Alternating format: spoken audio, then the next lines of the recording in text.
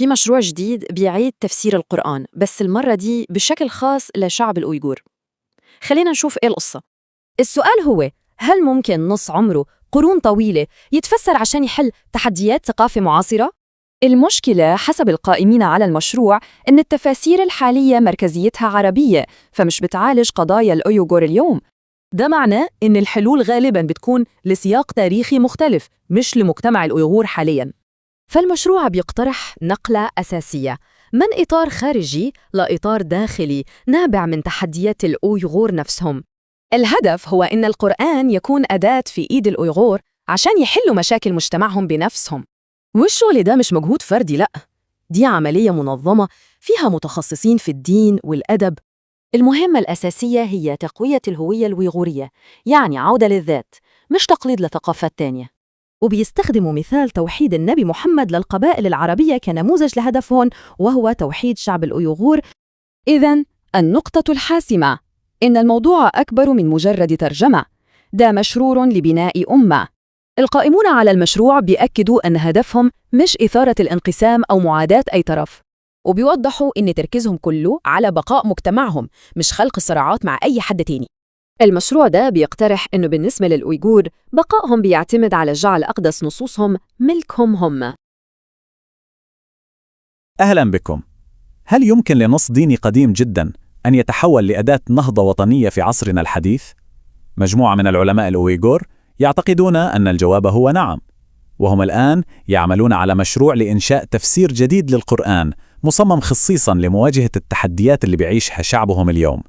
دعونا نكتشف القصة. وهنا لازم نكون واضحين، هذا الموضوع أكبر بكثير من مجرد مشروع أكاديمي. زي ما بنشوف من هذا التصريح القوي، الهدف هو أن القرآن يتحول لدليل عملي يحل المشاكل الحقيقية اللي بيواجهها المجتمع الأويغوري اليوم. يعني احنا بنتكلم عن مهمة بصراحة جريئة وطموحة للغاية. طيب، عشان نفهم هذا الجهد الطموح رح نمشي في 5 محطات رئيسية. رح نشوف شو هي رؤيتهم، وشو المشكلة اللي بحاولوا يحلوها، وكيف بيعملوا هذا الشيء، وشو الهدف الأكبر من وراء كل هذا، وأخيراً شو معنى كل هالكلام للمستقبل. من أول لحظة بنفهم أن هذا المشروع يتجاوز بكثير مجرد الكلام في الدين. هو يقدم باعتباره حجر أساس، وثيقة تأسيسية هدفها تشعل نهضة وطنية وثقافية كاملة. الفكرة الأساسية هنا هي أن الهوية الدينية والهوية القومية لا يمكن فصلهما أبداً. لكن السؤال هو، ليش أصلاً في حاجة لمشروع ضخم زي هذا؟ الجواب، أو على الأقل بداية الجواب، موجود في نظرة القائمين على المشروع للترجمات الحالية للقرآن باللغة الأوغرية، اللي بيعتبروا إن فيها فشل جوهري. القضية الأساسية حسب طرحهم هي وجود فجوة كبيرة بصراحة. التفسيرات اللي موجودة اليوم مع إن لها قيمتها، لكن كأنها بتحكي عن عالم ثاني، عن زمن ومكان مختلفين تماما. هي ما بتخاطب بشكل مباشر التحديات الحقيقية السياسية والثقافية والاقتصادية اللي بيعيشها الأويغور في وقتنا الحالي. وهنا بنوصل لصلب المشكلة بالضبط زي ما هم شايفينها. الحجة هي إنه الترجمات القديمة بتجبر القارئ الأويغوري عشان يفهم دينه إنه يفكر بعقلية شخص عربي من فترة تاريخية بعيدة جدا، وبدل ما تعطيه مبادئ يقدر يطبقها على حياته اليوم بتخليه يعيش في واقع مش واقعه. ونتيجة حسب رأيهم هي هاي الفجوة اللي شايفينها، نسخة من الإسلام تبدو بعيدة ومنفصلة عن الواقع اليومي للمجتمع وتحدياته الحقيقية، وهالشي برأيهم بيضعف ارتباط الناس بدينهم وثقافتهم. طيب، شفنا المشكلة، شو الحل؟ الحل اللي بيقترحوه مش مجرد ترجمة جديدة وانتهى الموضوع، لا، هي عملية مختلفة كليا في طريقة تفكيرها، عملية منهجية وجماعية هدفها تتجنب كل أخطاء الماضي. العملية بتمشي على خطوات مدروسة جدا. أول شيء ترجمة أولية للنص، بعدين فريق من علماء الدين بيراجعوها ويتأكدوا من دقتها، بعد هيك خبراء في الأدب الأويغوري بيشتغلوا على صياغة النص عشان يكون بليغ وواضح، وأخيرا وهي نقطة مهمة بيفتحوا الباب للكل يشارك ويحسن في الشغل. الفكرة واضحة، المنتج النهائي ما يكون رأي شخص واحد بل نتيجة خبرة جماعية. هاي الجملة بتلخص كل القصة. الهدف مش بس نص دقيق من الناحية الدينية، لا، الهدف يكون تحفة فنية من أدب الأويغور، يعني دمج كامل بين الإيمان وبين الفخر بالثقافة واللغة. لكن خلينا نكون واضحين، التركيز على اللغة والأدب مش هو الهدف النهائي، هو وسيلة لشيء أكبر، شيء أعمق وأكثر طموحاً، استخدام هذا التفسير كأداة لإعادة بناء وتقوية الهوية القومية للأويغور، خصوصاً في وجه التحديات الكبيرة اللي بيواجهوهم. وهون منشوف لوين واصل سقف طموحهم.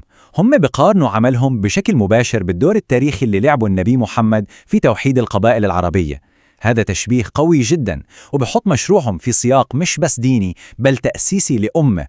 وطبعا عشان يتجنبوا أي سوء فهم أو انتقاد، هم حريصين جدا يوضحوا نقطة أساسية: مشروعهم هو مع الأويغور، مش ضد أي حدا ثاني. التركيز كله على البناء الداخلي للهوية، مش على خلق صراعات خارجية.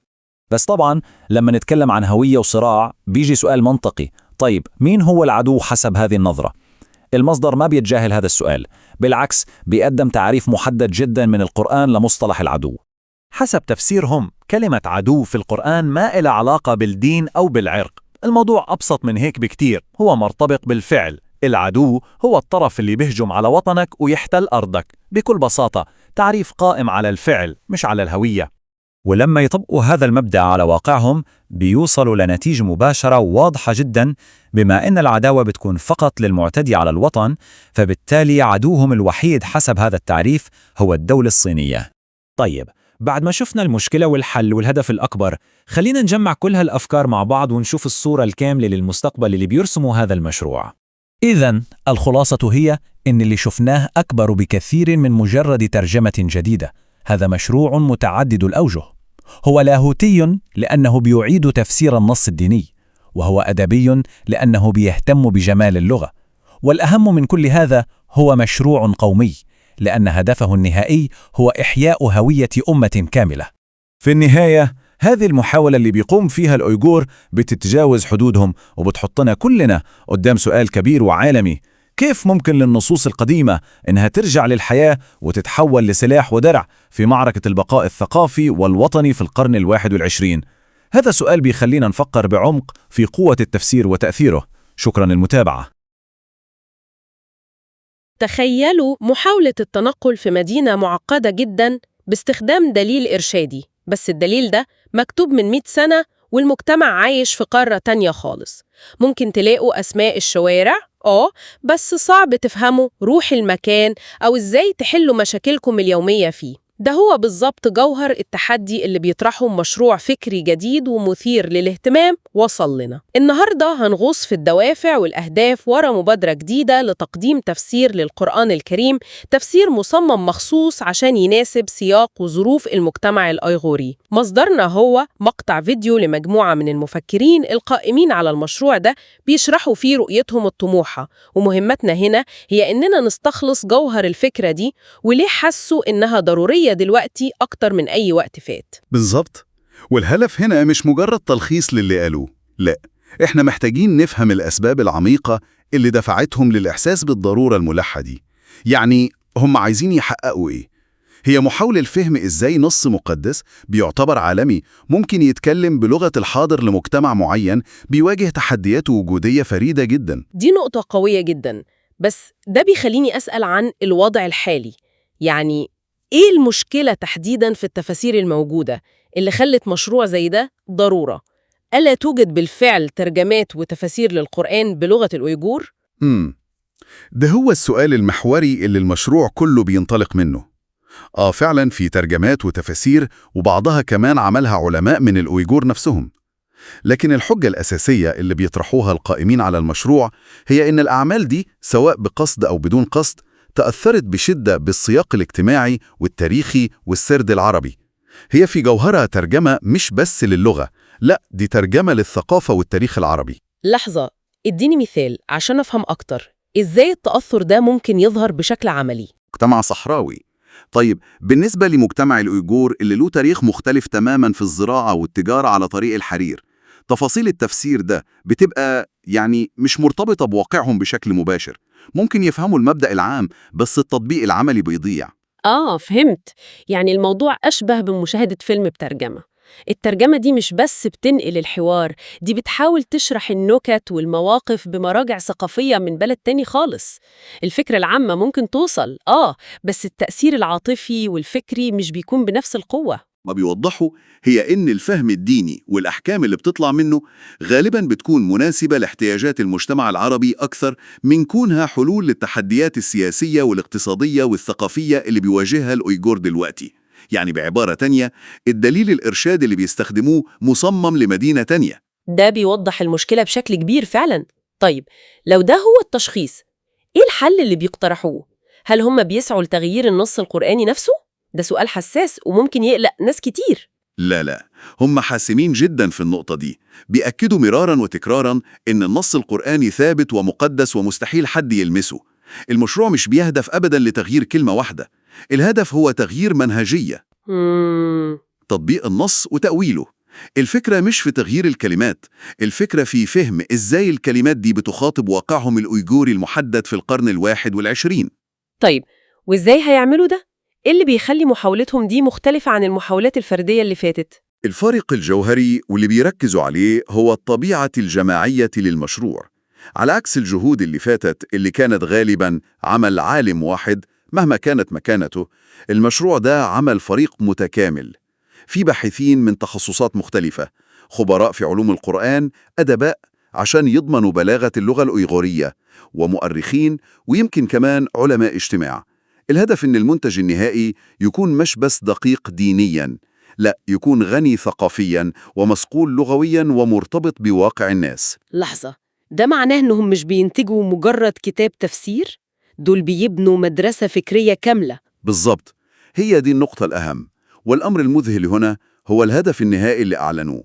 هم مش بيسعوا بس لكتاب يتحط على الرف، لا، هم عايزين يخلقوا مرجعية فكرية. الهدف هو صياغة فهم للقرآن يساعد في حل قضايا المجتمع الأيغوري، والأهم من كده إنه يساهم في بناء وتعزيز هوية أيغورية متميزة، هوية بتستند للمبادئ القرآنية بدل ما تكون هوية مستعارة من ثقافة ثانية، عربية كانت أو غيرها. إذن الفكرة بتتجاوز مجرد الحلول العملية، هم بيشوفوا في النص القرآني أداة لاستعادة وصياغة الهوية في وجه محاولات طمسها. ده تحول كبير من مجرد نص ديني لمشروع بقاء ثقافي.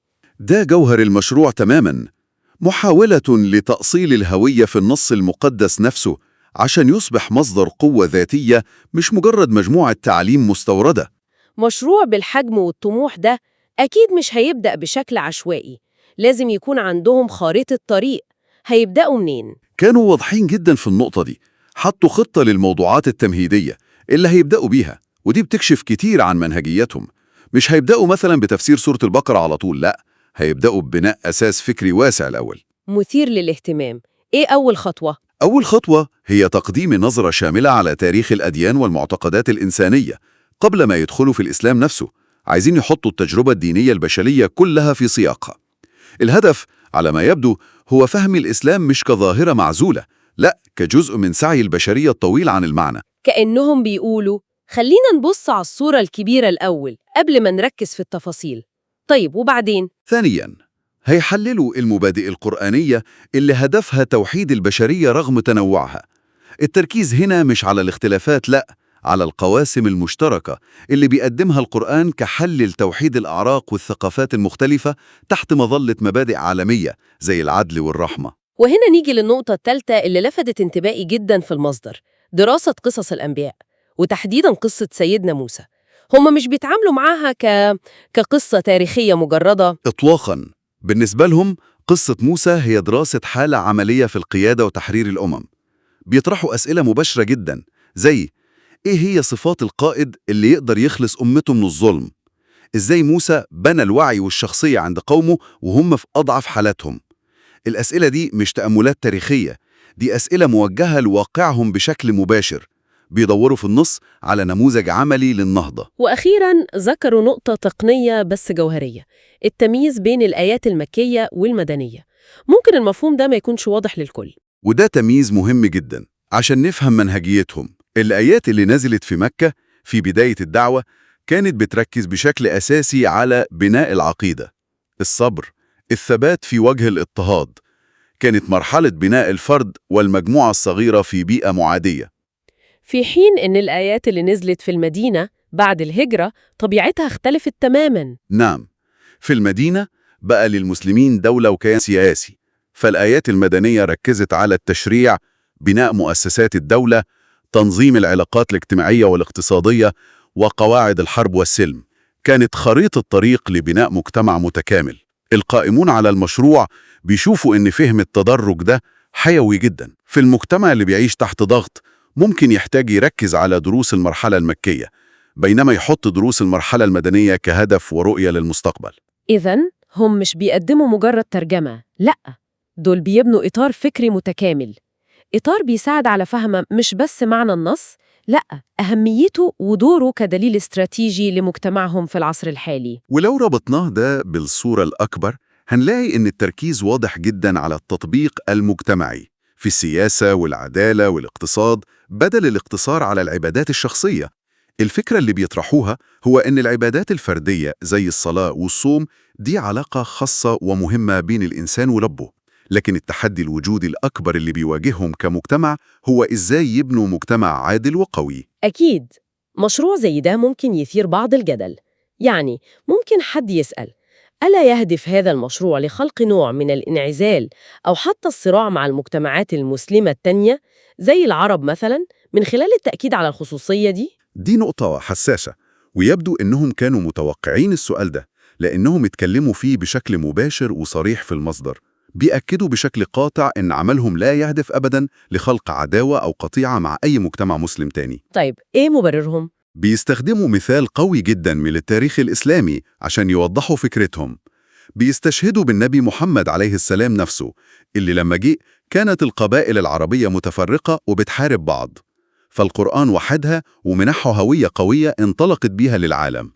هم بيقولوا إنهم بيسعوا لعمل مشابه للأويغور، هدفهم هو استخدام المبادئ القرآنية لمساعدة شعبهم على استعادة روحه الأويغورية الحقيقية وتوحيد صفوفه.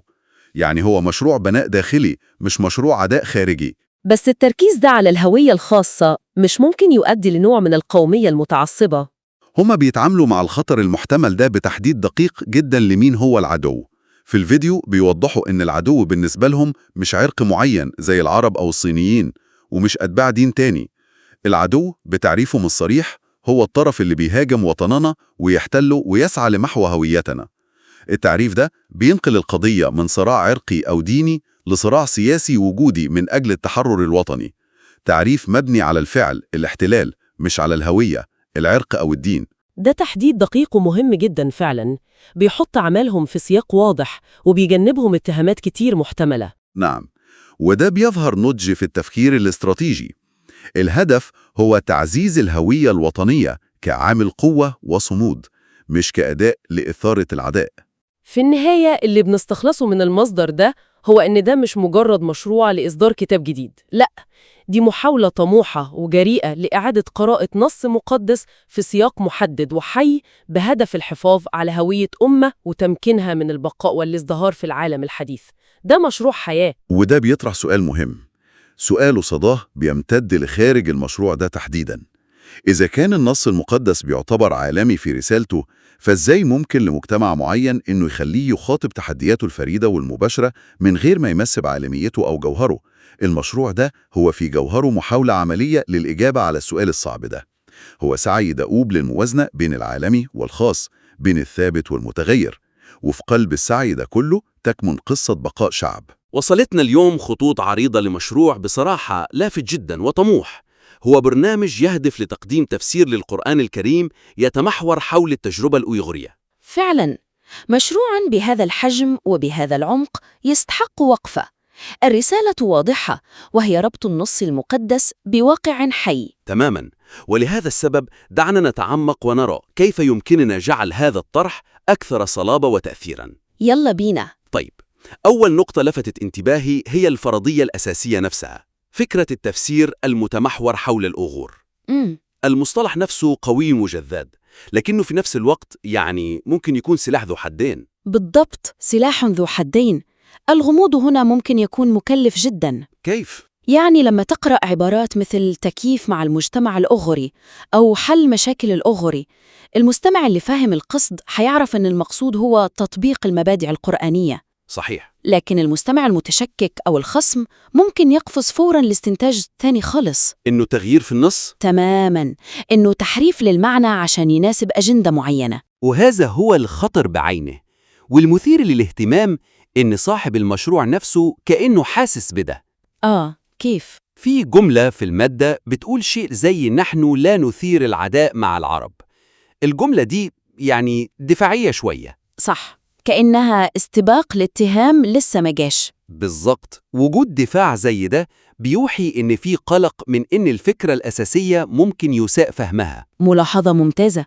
الدفاع الاستباقي ده هو العرض، لكن المرض هو عدم وضوح المنهجية نفسها. يعني بدل ما نستنى وندافع، ابني حصن منهجي قوي من البداية، حصن يمنع الاتهامات دي من إنها تكون منطقية أصلاً. إذن ننتقل من رد الفعل للفعل. طيب، كيف ممكن يكون شكل الحصن المنهجي ده بشكل عملي؟ هل هي مقدمة أكاديمية طويلة ومملة؟ لا، بالعكس تماماً. لازم يكون شيء واضح وموجز. تخيلي معايا لو البرنامج يبدأ بما يشبه الميثاق أو بيان المهمة. أوكي. مش لازم يكون رسمي، ممكن يكون جزء من الحوار في أول حلقة.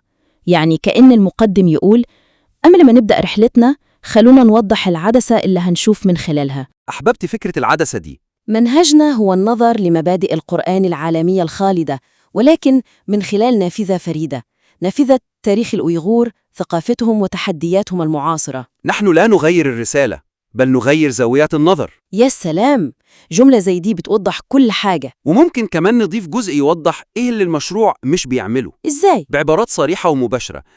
عشان نكون واضحين تماما، هذا ليس قرآنا جديدا. النص مقدس وغير قابل للمساس.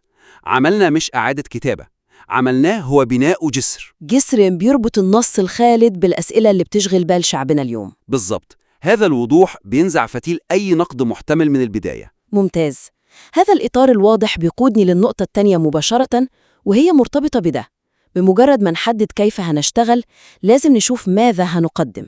تمام. لخصت تركيز قوي جدا على تعزيز الهوية القومية الأويغورية، وده هدف نبيل ومفهوم طبعا. لكن بسأل نفسي، هل التركيز الحصري ده ممكن يجي على حساب رسالة القرآن العالمية؟ دي نقطة حساسة ومهمة جدا. المادة بتستشهد بالرسول محمد كمثال على توحيد العرب كأمة، وهو مثال قوي جدا وملهم. طبعا. لكن طريقة الطرح الحالية ممكن بدون قصد تخلي الأمر يبدو وكأن الوظيفة الأساسية للقرآن هي كونه أداة لبناء الأمم، مع إنه أوسع من كده بكتير. هو دليل عالمي للإنسانية كلها، وتأطيره بالشكل ده فيه خطورة. إيه هي خطورة؟ في خطورة داخلية ممكن تنفر شريحة من الأويغور نفسهم، الناس اللي بتشوف هويتها الإسلامية هي الأساس والقومية جزء منها. ممكن يحسوا إن الدين بيستخدم لخدمة القومية. بالضبط، العربة قبل الحصان. وفي خطورة خارجية، إنها تحد من جاذبية المشروع برا مجتمع الأويغور. طيب، إزاي نوازن بين الأمرين؟ كيف نمكن الهوية القومية من غير ما نضحي بالبعد العالمي للرسالة؟ أعتقد الحل في تغيير زاوية الطرح شوية. بدل ما نقدم القرآن كأداة لخدمة القومية، نقدم التجربة الأويغورية كدراسة حالة حية وعصرية لقوة المبادئ القرآنية العالمية. يعني إظهار كيف أن تقوية المجتمع الأويغوري هو في الحقيقة تحقيق لأهداف القرآن الأوسع للعدالة والكرامة. بالملي، أنت مش بتبعدي عن رسالة القرآن، أنت بتحققيها. يعني بدل ما نقول عاوزين نستخدم القرآن عشان نوحد الأويغور، نقول تعالوا نشوف كيف المبادئ القرآنية العالمية اللي وحدت ناس قبل كده ممكن تلهمنا عشان نوحد الأويغور اليوم. ده تحول دقيق في الصياغة، لكنه بيغير كل حاجة. تماماً. خدي مثال توحيد العرب.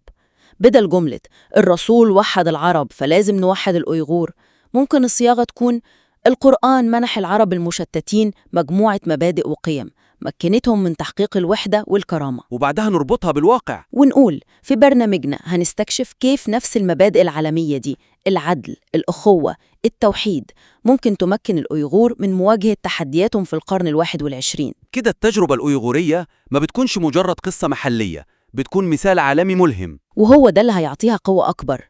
ونفس المبدأ نطبقه على قصص الأنبياء. بدل ما نقفز مباشرة لموسى والأويغور، نبني الجسر الأول. نبني الجسر. نبدأ الحلقة بالقول: قصة موسى هي في جوهرها قصة عن مواجهة الظلم والسعي للتحرر، وده صراع إنساني عالمي. نؤسس البعد العالمي الأول، وبعد ما نأسس له ننتقل للخاص. والآن كيف تتجلى هذه الدروس الخالدة في تجربة شعبنا الأويغوري اليوم؟ كده الربط بيكون أعمق وأقوى. رائع. الربط بين العام والخاص ده بيخلي المحتوى أغنى بكتير. وده بيوصلنا مباشرة للنقطة الثالثة. اللي هي المخطط المقدم طموح جدا، بيغطي تاريخ أديان، تحليل حياة أنبياء، تطبيقات سياسية واقتصادية. النطاق ده مبهر، لكن بدون هيكل واضح الجمهور ممكن يحس بالضياع. دي مشكلة شائعة في المشاريع اللي فيها شغف كبير.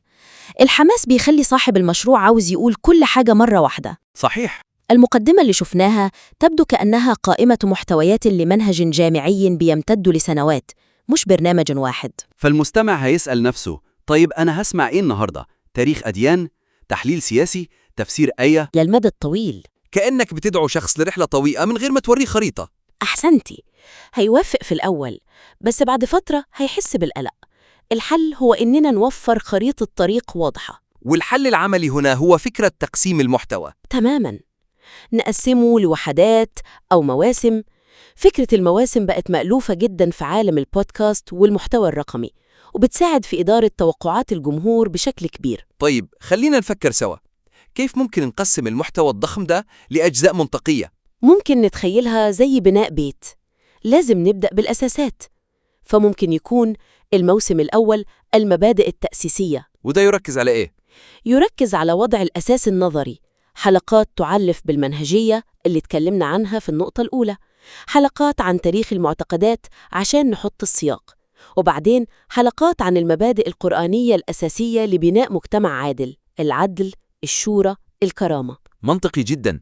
بعد الأساس نيجي للأمثلة والنماذج. صح. الموسم الثاني نماذج القيادة والصمود في القرآن. هنا نغوص في قصص الأنبياء، حلقة عن موسى، حلقة عن إبراهيم، يوسف، محمد عليهم السلام. وكل حلقة مش بس بتحكي القصة، لا، بتستخرج منها نماذج ودروس عملية في القيادة، الصبر، التخطيط الاستراتيجي. وبعد كده في الموسم الثالث يجي التطبيق المباشر. تماماً. الموسم الثالث التطبيق الأجوغيري المعاصر. الآن بعدما الجمهور اتسلح بالمنهجية والمبادئ والنماذج، نقدر نعالج القضايا المعاصرة بشكل مباشر. حلقات عن الاقتصاد، التعليم، الهوية الثقافية، وكلها من منظور المبادئ والنماذج اللي أسسناها في أول موسمين. النهج التدريجي ده بيخلي المحتوى سهل الهضم، وبيمنح المشروع كله طابع احترافي ومنظم. وكمان بيخلق حالة ترقب عند الجمهور. هم هيبقوا عارفين الموسم الجاي عن إيه وهينتظروه. وده بيبني قاعدة جماهيرية وفية، بيحول المستمع من متلقي سلبي لشريك في رحلة معرفية واضحة. إذن لو حبينا نلخص النقاط الأساسية، ممكن نقول فيه 3 ركائز لتقوية المشروع ده. اتفضل. أولاً، بناء حسن منهجي واضح من خلال بيان مهمة يحدد بدقة معنى المتمحور حول الأويغور وحدود العمل. ثانياً، إعادة تأطير العلاقة بين القومي والعالمي، مش استخدام القرآن لخدمة الهوية، بل تقديم التجربة الأويغورية كتجسيد حي للمبادئ القرآنية العالمية. وده بيعمق الرسالة بدل ما يضيقها. وثالثاً، ترويض الطموح الهائل ده من خلال هيكلة المحتوى في مواسم منطقية ومتتالية. أعتقد أن التعديلات ال3 دي لو تم تبنيها هتنقل المشروع من مجرد فكرة قوية ومهمة لعمل محكم البناء وعميق التأثير. نأمل إن الملاحظات دي تكون مفيدة، ومتحمسين جداً نشوف المشروع ده وهو بيتطور، وندعوك طبعاً ترسل لنا النسخة المحدثة عشان نلقي عليها نظرة تانية. أهلاً بكم في الحوار. نتناول اليوم مشروعاً جديداً، ويعني مشروع مثير للاهتمام جداً، وهو تقديم ترجمة وتفسير للقرآن الكريم مصمم خصيصاً لمواجهة التحديات اللي بيعيشها المجتمع الأويغوري. هذا العمل بيضعنا أمام سؤال جوهري في طبيعة التفسير الديني. هل يجب أن فهم النص الديني وتطبيقه يكون موجه لحل القضايا الخاصة بمجتمع معين في زمان ومكان محدد، أم أن الحفاظ على الطابع العالمي الشامل للرسالة لازم يبقى فوق كل اعتبار؟ أنا شخصياً أرى أنه أي ترجمة لا تتفاعل مع سياق المجتمع الأويغوري وتساهم في حل مشكلاته الفريدة هي ترجمة بتفقد قيمتها الحقيقية. وفي المقابل، أنا أرى أن إعطاء الأولوية لسياق قومي معين مهما كانت دوافعه نبيلة يخاطر بتقويض عالمية الرسالة القرآنية، وبيحول النص من خطاب إنساني خالد إلى أداة محلية ومؤقتة. أيوة، خليني أوضح منطلقي. موقفي بينبع من ملاحظة أساسية جدا.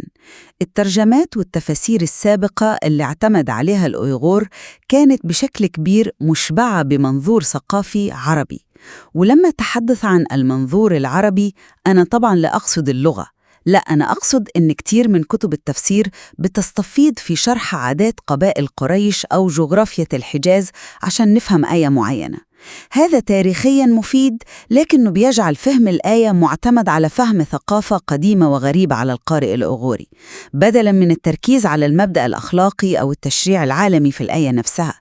ده فرض على الأيغور إنهم يفهموا المجتمع العربي كشرط لفهم دينهم، وده اللي أدى لاغتراب النص عن واقعهم. الهدف من المشروع ده مش تغيير النص أبداً، بل تكييف فهمه وتطبيقه عشان يتناسب مع الحقائق الاجتماعية والسياسية والاقتصادية لمجتمعنا. هي محاولة لتمكين المجتمع من تحقيق استقلال فكري وديني، بدلاً من الاعتماد على أطر ثقافية خارجية لا تعالج قضاياهم المباشرة. الترجمة الفعالة في رأيي هي اللي بتتكلم بلغة الناس وبتحل مشاكلهم. أنا أتفهم تماماً النقطة دي وأهمية إن النص يكون له صلة بحياة الناس اليومية، محدش بيجادل في ده. بس الخشية عندي بتيجي من الهدف المعلن بتقديم نسخة أويغورية من التفسير. المصطلح ده بحد ذاته يثير القلق. أنا أخشى إن الطريق ده يقودنا حتماً لتفسير قومي بحت. القرآن نزل خطاب للإنسانية كلها، والتركيز المفرط على مشاكل وهموم مجموعة عرقية واحدة ممكن يشوه المعاني الكونية اللي بيحملها النص. سؤالي هو فين نحط الخط الفاصل بين التطبيق السياقي للنص، وده أمر مشروع ومطلوب، وبين تكييف الرسالة عشان تخدم أجندة قومية محددة مسبقاً؟ السعي لتوحيد الأويغور عبر هذا التفسير قد يؤدي، يمكن عن غير قصد، لخلق شعور بالانعزال عن الأمة الإسلامية الأوسع، من خلال التأكيد على الخصوصية العرقية على حساب الرابطة الإيمانية العالمية اللي بتجمعنا كلنا. تمكين الهوية المحلية، لا، الخطر في فرض هوية أجنبية باسم الدين. إحنا مش بنسعى لعزل الأويغور، بالعكس بنسعى لتمكينهم من إنهم يكونوا مسلمين بشكل أصيل ضمن هويتهم. والمصدر اللي بنناقشه بيستشهد بسابقة تاريخية مهمة جداً، وهي كيفية توحيد النبي محمد للقبائل العربية كعرب تحت راية واحدة. هدفنا مش خلق عداوة مع العرب أبداً، بل تمكين الأويغور من إنهم يكونوا أويغور حقيقيين ومسلمين في نفس الوقت. الدين المفروض يعزز الهوية، مش يمحاها أو يذوبها في هوية تانية. هذه نقطة مثيرة للاهتمام، لكني أود أن أوطرها بشكل مختلف تماماً. نعم، النبي وحد القبائل، لكن تحت أي راية؟ كانت راية الإسلام أولاً وقبل كل شيء. الهوية الإسلامية الجديدة هي اللي تجاوزت الانتماءات القبلية والعشائرية الضيقة وصهرت الكل في بوتقة واحدة. الهوية العربية كانت موجودة بالتأكيد، لكنها أصبحت ثانوية قدام الهوية الإسلامية الجامعة. اللي حضرتك بتقترحيه هو عكس الأولوية دي، جعل الهوية القومية الأغورية هي الأساس والإسلام هو الإطار اللي بيخدمها. دي قراءة قومية حديثة جدا، ومش انعكاس للمشروع النبوي الأصلي. ألا ترى أن هذا يقودنا حتما للي ممكن يسميه دين قومي؟ إزاي ممكن تحطوا ضوابط تمنع تحول الإسلام من رسالة عالمية لمجرد أداة لخدمة أهداف قومية ضيقة؟ مسلمة أغورية مش معناها أن أحد الأمرين يلغو الآخر. الإسلام لا يطلب منك أنك تتخلي عن لغتك أو ثقافتك أو تاريخك عشان تكوني مسلمة صالحة. بالعكس، التنوع ده آية من آيات الله. المصدر بيشير إلى أن النبي محمد نفسه بتوحيده للعرب أعطاهم هوية جامعة مكنتهم من بناء دولة وحضارة. هي دي الفكرة. إحنا عايزين نعمل نفس الشيء للأغور.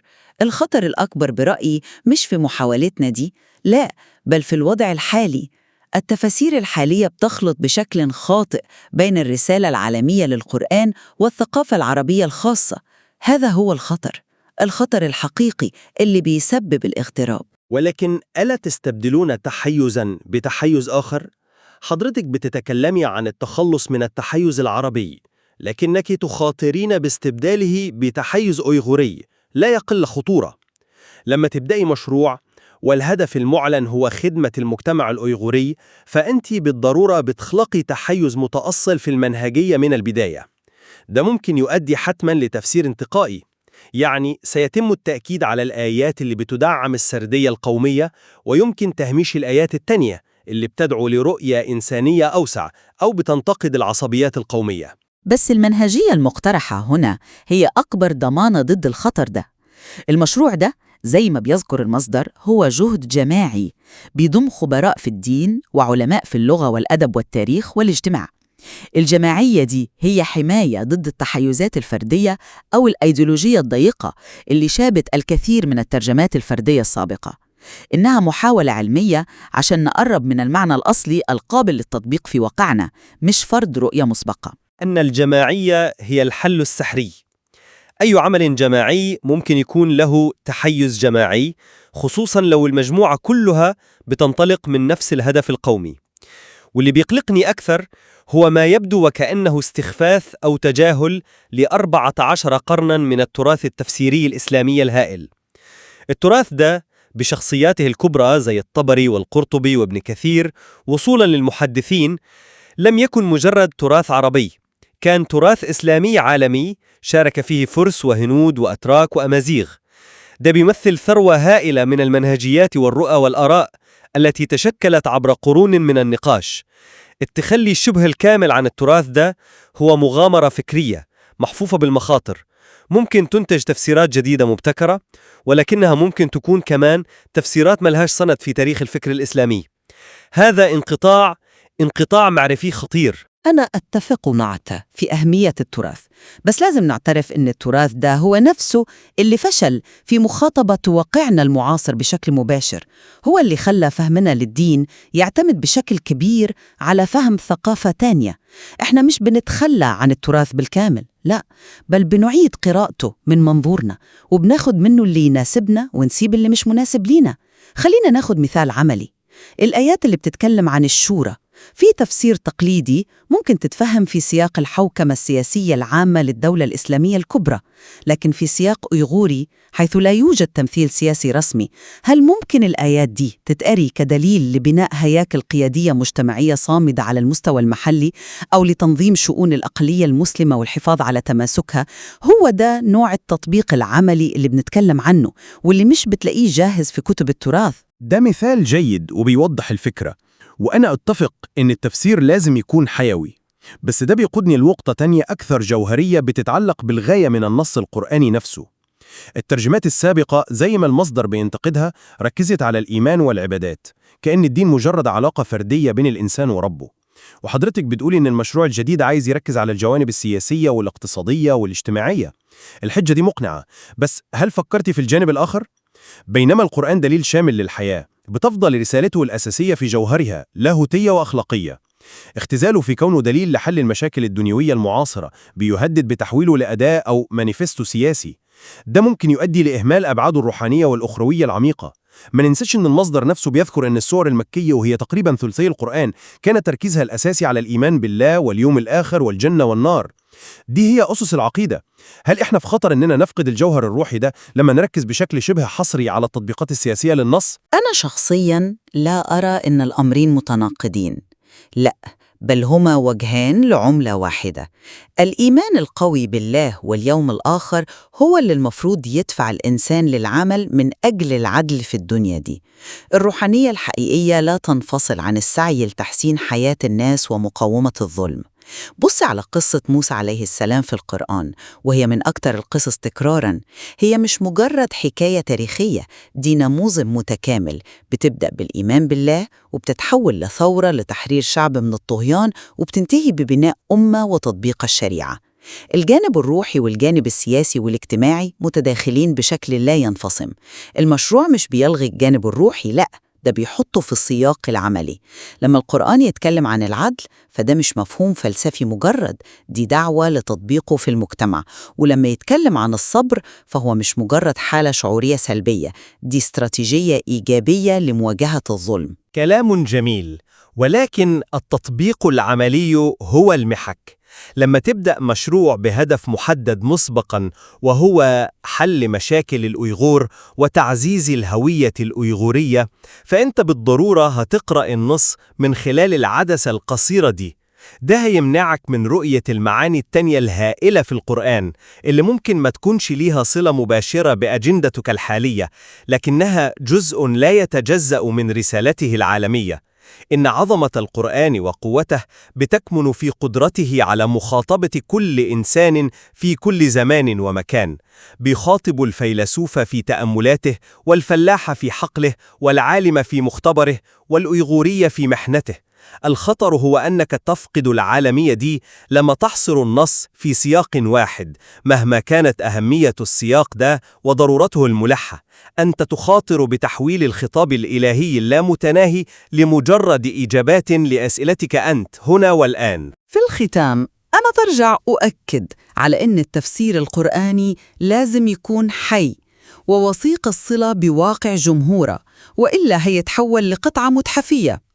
بالنسبة للشعب الأيغوري ده معناه ترجمة وتفسير يمكن هويتهم ويقدم حلول ورؤى لتحدياتهم الفريدة، ويحررهم من عدسة ثقافية أجنبية فرضت عليهم فهم للدين لا ينبع من واقعهم ولا يتحدث لغته. هذه ليست تقويضاً للعالمية، بل هي في رأيي تحقيق فعلي للعالمية من خلال الاعتراف بالخصوصية واحترامها. بينما بتظل أهمية الصلة بالواقع أمر لا يمكن إنكاره، فإن قوة القرآن الحقيقية وخلوده بيكمن في قدرته على تجاوز الظروف المحلية والزمانية. لازم أي مشروع ترجمة أو تفسير يفضل حذر جدا من إخضاع الرسالة الإلهية الخالدة للاحتياجات الآنية لأمة واحدة، وإلا فإنه بيفقد قدرته على مخاطبة البشرية كلها، وبيتحول من كتاب للعالمين لمجرد وثيقة محلية بتخدم أغراض محددة. من الواضح إن كلا الموقفين بيتفقوا على قيمة الانخراط العميق والجدي مع النص المقدس، لكن بيفضل السؤال الجوهري قائم ومفتوح: إزاي نوازن بين الخصوص والعالمي، بين متطلبات الواقع الملحة وخلود الرسالة؟ بالضبط. والمشروع ده بغض النظر عن اتفاقنا أو اختلافنا معاه بيسلط الضوء على تحد حاسم ومعقد بيواجه المجتمعات المسلمة المعاصرة في كل مكان، وما زال هناك الكثير لاستكشافه في هذا السياق العميق.